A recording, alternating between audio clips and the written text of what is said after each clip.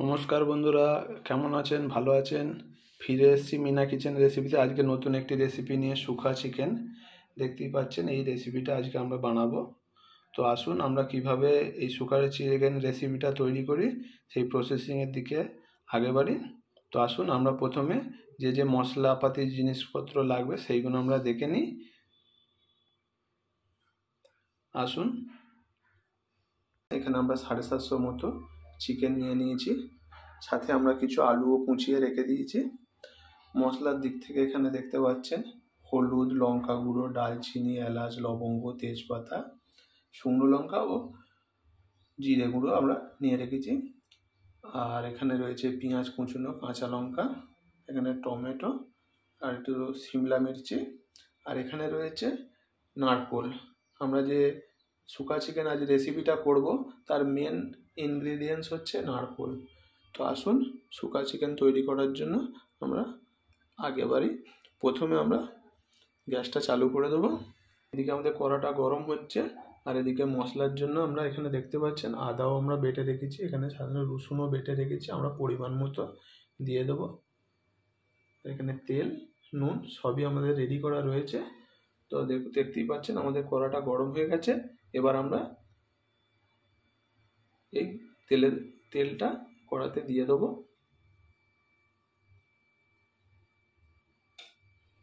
প্রথমে আলুটা ভেজে নেওয়ার জন্য আমরা তেলটা দেবো, যাতে আলুগুলো হালকা আমরা ভেজে নিই। আমাদের কড়ায় তেল গরম হয়ে গেছে। এবার আমরা আলুগুলো কড়াতে ছেড়ে দিয়ে একটু নেড়ে নেব।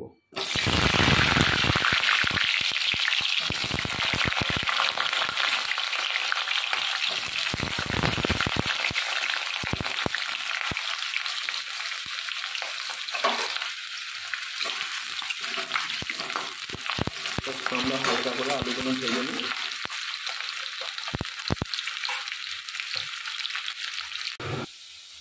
দেখতে পাচ্ছেন আমাদের আলুগুলো ভাজা হয়ে গেছে। এবার আমি গ্যাসটা আস্তে করে দিলাম, দিয়ে এবার আলুগুলোকে আমরা একটা পাত্রে তুলে নেব।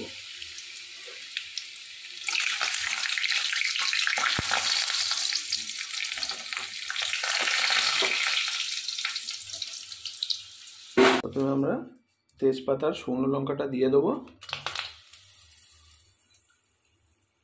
তেলেতে, তারপরে ডালচিনি, লবঙ্গ আর এলাচটাও আমরা সাথে দিয়ে দেবো, দিয়ে হালকা করে একটু নেড়ে, যেহেতু তেল গরমই আছে বেশি করতে হবে না। এবার আমরা এতে একটা কাঁচা লঙ্কা দিয়ে দেবো।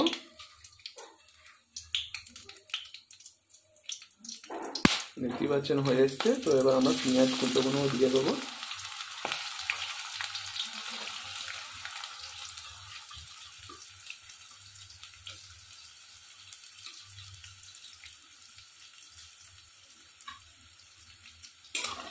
এবার গ্যাসটা আমরা একটু জোর দিয়ে দেবো। এবার পেঁয়াজটাকে আমরা একটু ভালো করে ভেজে নেব। বন্ধুরা, পেঁয়াজ ভাজার সময় একটু হালকা নুন দিয়ে দেবো। আমার মা বলে যে পেঁয়াজ ভাজার সময় নুন দিলে পেঁয়াজটা তাড়াতাড়ি ভাজা হয়ে যায় এবং তাড়াতাড়ি লালচে গোছেরও হয়ে যায়। তো এই জন্য দেখতে পাচ্ছেন আমরা একটু নুন দিয়ে দিয়েছি। এবার একটু নেড়ে দেবো যাতে পেঁয়াজটা তাড়াতাড়ি ভাজা হয়ে যায়। তো দেখতেই পাচ্ছেন আমাদের পেঁয়াজগুলো খুব তাড়াতাড়ি ভাজা হয়ে গেছে। এবার আমরা এতে রসুন দেবো। প্রথমে রসুন দেবো। রসুন দিলে কি হয়, রসুনটা আগে একটু হালকা করে ভেজে নিতে হয়। অতএব প্রথমে আমরা রসুন দিয়ে হালকা করে এটা আগে ভেজে নেব,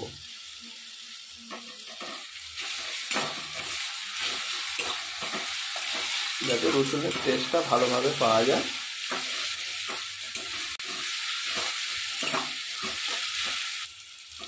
আমাদের রসুনটা ভাজা হয়ে গেছে। এবার আমরা পরিমাণ মতো আদা দেবো।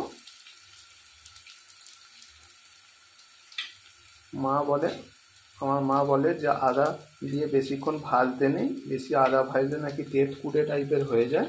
তো অতএব আমরা আদাটা দিয়ে বেশিক্ষণ আমরা ভাজবো না। আমাদের আদা দেওয়া হয়ে গেছে। তবে এটাকে আমরা একটু হালকা করে নেড়ে নেব।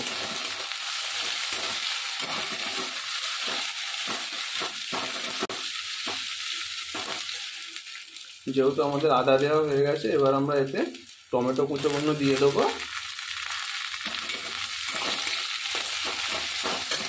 গ্যাসটা আমরা একটু সামান্য হালকা করে কমিয়ে দেবো। হাতে একটু নুন দেবো যাতে টমেটোগুলো গলে যায় তাড়াতাড়ি। হালকা করে নুন দিয়ে দিলাম যাতে টমেটোগুলো তাড়াতাড়ি গলে যায়। দেখছেন টমেটোগুলো আমাদের গলে এসছে। এবার আমরা যে হলুদ, লঙ্কা গুঁড়ো আর যে মিক্স যে গুঁড়োগুলো রেখেছি সেই মশলাগুলো আমরা দিয়ে দেবো। মশলাটা আমরা এবার দিয়ে দিয়েছি। এবার আমরা প্লেটটাও ধুয়ে আমরা এতে দিয়ে দেবো।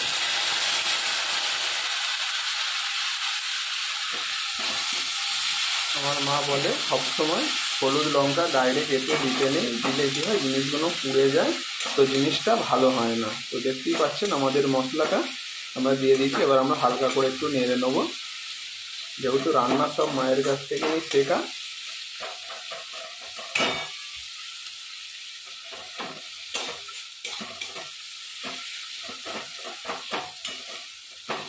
তো বন্ধুরা এবার আমরা এতে ক্যাপসিকাম, যেটা আমরা সিমলা মির্চ বলি, সেটাও আমি হালকা করে দিয়ে দেবো ফ্লেভার একটা আনার জন্য আলাদা।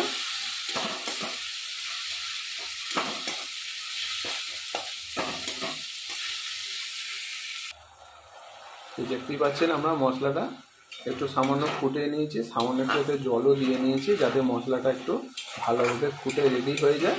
তারপরে আমরা এতে মাংসটা দিয়ে দেবো। যেহেতু আমরা মাংসে আলাদা করে মশলা আমি মাখিয়ে রাখিনি, কারণ আমরা তো সবসময় রান্না করি মাংসে মশলা মাখি, যেহেতু ওর একটা আলাদা ফ্লেভার আছে, এটা আমরা এতে দিয়ে করব যাতে মশলাটা ভালোভাবে এতে মাংসে ধরে নেয় এই ফ্লেভারটা, শুকা চিকেনের ফ্লেভারটা।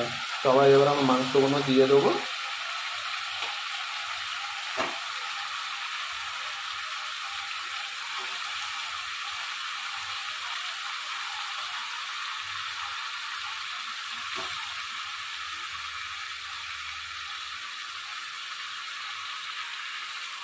এবার মাংসগুলো একটু আস্তে আস্তে আস্তে আস্তে আমরা নেড়ে নেবো যাতে মশলাটা সব জায়গায় ভালোভাবে মাখানো হয়ে যায়।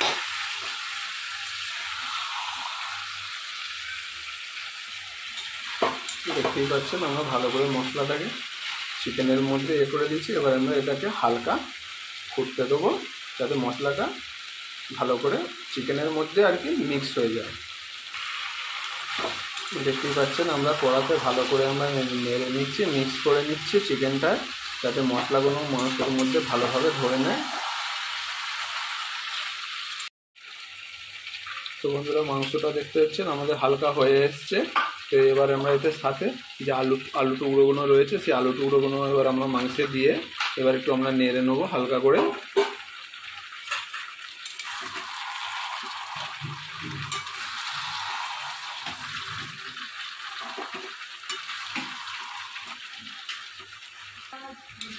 দেখতেই পাচ্ছেন হয়ে গেছে। আবার একবার নেড়ে দেবো আমরা হালকা করে, নেড়ে দিয়ে আবার একবার চাপা দিয়ে দেবো। চাপা দিয়ে করছি যাতে মাংসটা ভালোভাবে তাড়াতাড়ি হয়ে যায়।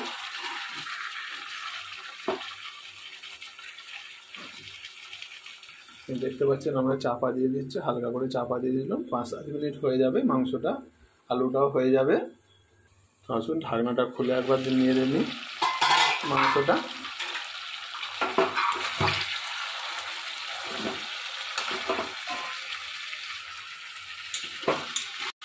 নাড়া আমাদের হয়ে গেছে, আবার একবার চাপা দিয়ে দেবো।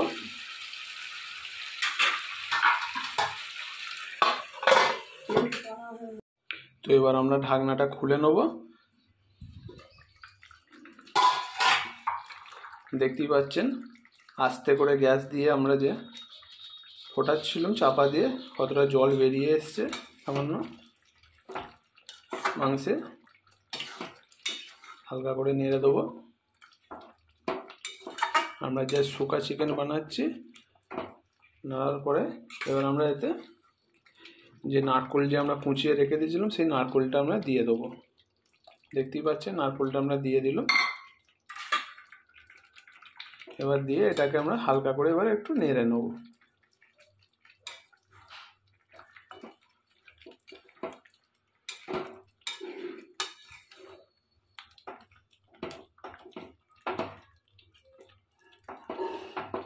আমাদের নাড়া হয়ে গেছে, দেখতেই পাচ্ছেন।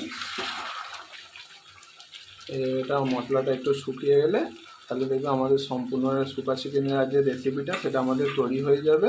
তারপরে মশলাটা একটু ফুটে উঠুক, যে আমরা নারকোল দিয়ে মশলাটাকে চিকেনটাকে নেড়ে নিয়েছি, সেই যেটা একটু রেডি হয়ে যায়।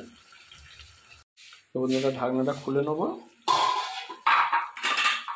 দেখতেই পাচ্ছেন আমাদের মাংস আজ সম্পূর্ণ রেডি হয়ে গেছে।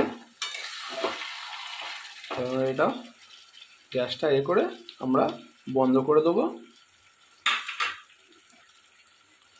আপনাদের যদি এই শুকা চিকেন রেসিপিটা ভালো লেগে থাকে তো আমাদের চ্যানেলটিকে অবশ্যই লাইক করবেন, কমেন্ট করবেন, আর পারলে আপনাদের বন্ধুদের সাথে সপরিবারের সাথে শেয়ার করবেন ভিডিওটা। তো আজকের মতো আমরা এখানেই এই রেসিপিটা শেষ করছি। ফিরে আসবো নতুন আরেকটি রেসিপি নিয়ে। নমস্কার।